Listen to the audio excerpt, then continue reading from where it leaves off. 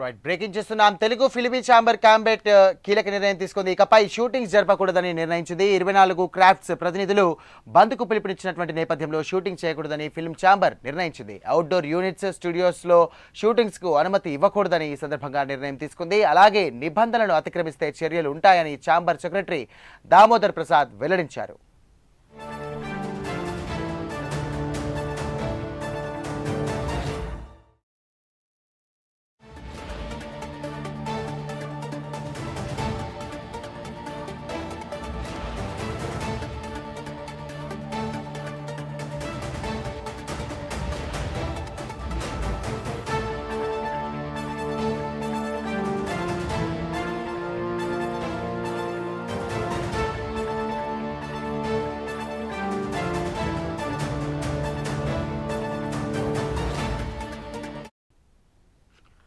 Right breaking చేస్తున్నాం. Telugu film chamber కీలక నిర్ణయం తీసుకుంది. ఇకపై షూటింగ్స్ జరపకూడదని నిర్ణయించింది. 24 క్రాఫ్ట్స్ ప్రతినిధులు బంద్కు పిలుపునిచ్చినటువంటి నేపథ్యంలో షూటింగ్స్ చేయకూడదని ఫిల్మ్ ఛాంబర్ నిర్ణయించింది.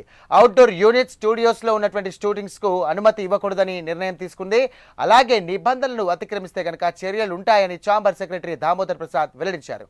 దీనికి సంబంధించి మరిన్ని డీటెయిల్స్ మా కరెస్పాండెంట్ మోహన్ అందిస్తారు. మోహన్, చెప్పండి, గత కొన్ని రోజులుగా ఇండస్ట్రీలో జరుగుతున్నటువంటి పరిణామాలు ఎలా చూడొచ్చు? ఇప్పటికే కార్మికులు బంద్కు పిలుపునిచ్చారు, షూటింగ్స్ కూడా ఎక్కడికక్కడ ఆగిపోయాయి. ఇది 24 క్రాఫ్ట్స్ ప్రతినిధులు కూడా బంద్కు పిలుపునివ్వడం, దీన్ని ఏ విధంగా చూడొచ్చు? సాయిరామ్, గత కొన్ని రోజులుగా ఎంప్లాయీస్ ఫెడరేషన్ కి ఛాంబర్ కి మధ్య జరుగుతున్నటువంటి ఈ వేతన పెంపు సవరణకు సంబంధించిన ఈ సమస్యకి సంబంధించి నిన్ననే యాక్చువల్ గా గత 2-3 రోజులుగా ఈ ఇష్యూ నడుస్తున్నప్పటికీ అసలు చర్చలు నిన్ననే ప్రారంభమయ్యాయి. నిన్న కోఆర్డినేషన్ కమిటీ, ఫెడరేషన్ సంబంధించిన కోఆర్డినేషన్ కమిటీ వచ్చేసి ప్రొడ్యూసర్స్ తో మీటింగ్ అయింది. ప్రొడ్యూసర్స్ వచ్చేసి కొన్ని కండిషన్స్ పెట్టారు. ఫ్లెక్సిబుల్ కాల్ షీట్ కావాలి మాకు, అలాగే అంటే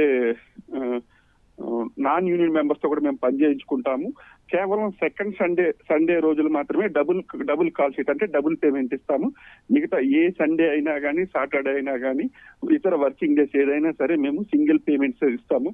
ఇలాంటి కండిషన్స్ కి మీరు ఒప్పుకుంటేనే మేము వీళ్ళు 35% వేతన పెంపు అడిగారు కదా, దానికి సంబంధించి మేము మాట్లాడతాము, లేకపోతే మేము మాట్లాడమని చెప్పేసి నిన్న జరిగినటువంటి మీటింగ్ మొత్తానికి వెల్లడించారు.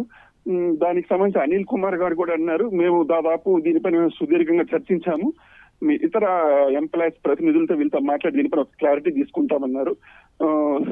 సండే అంటే సెకండ్ సండే కాకుండా ఇతర సండేల్లో మాకు డబుల్ పేమెంట్ లేకుండా సింగిల్ పేమెంట్ అనేది మేము చర్చించాల్సి ఉంది. ఒకవేళ కార్మికులకు ఇష్టం ఉంటే వెళ్తారు, లేకపోతే డబుల్ పేమెంట్ ఎవరు ఇస్తారు వాళ్ళకే వెళ్తారు అన్నట్టు చెప్పారు. అంటే వాళ్ళు సింపుల్ గా వాళ్ళు ఏదైతే ఆ డిమాండ్ కోరారో దాన్ని పక్కన పెట్టేసినట్టు చెప్పుకొచ్చారు.